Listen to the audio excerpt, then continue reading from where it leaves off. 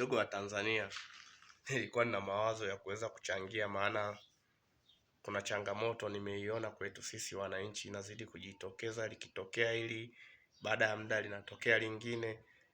Kuna baadhi ya wabunge wametoa hoja bungeni kwamba kwenye miamala tunayoifanya tuongezewe makato, yaani kodi iongezeke kwa ajili ya hiyo fedha iende kusaidia kuboresha huduma za afya.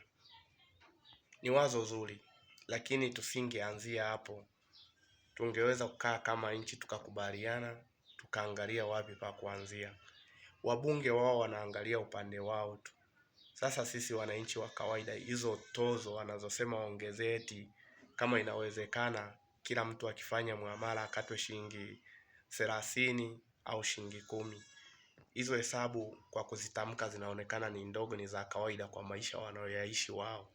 Lakini kwetu sisi unaweza ukawa na shida ya kutuma 2000 inapelea shilingi 30, na penyewe ikawa ni changamoto.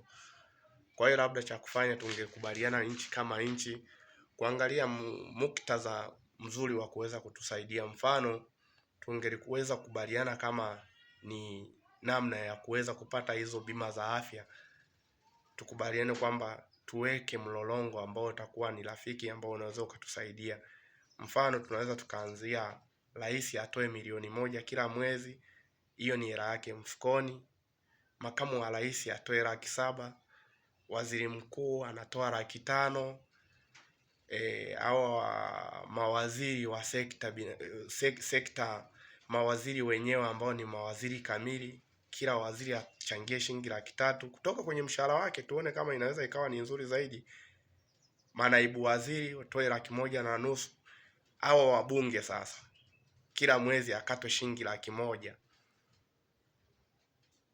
Sio kila mwezi, labda tungefanya kila kikao anachohudhuria kwenye bunge letu akatwe shilingi 100,000 ili iende kuchangia bima za afya, maana sisi huku maisha tunaishi ni magumu. Kwa hiyo hela anayoweza kuisema mbunge kwamba tukatwe shilingi 30, sijui shilingi 10, hiyo hela ni ndefu sana. Hayo ni maoni yangu tu.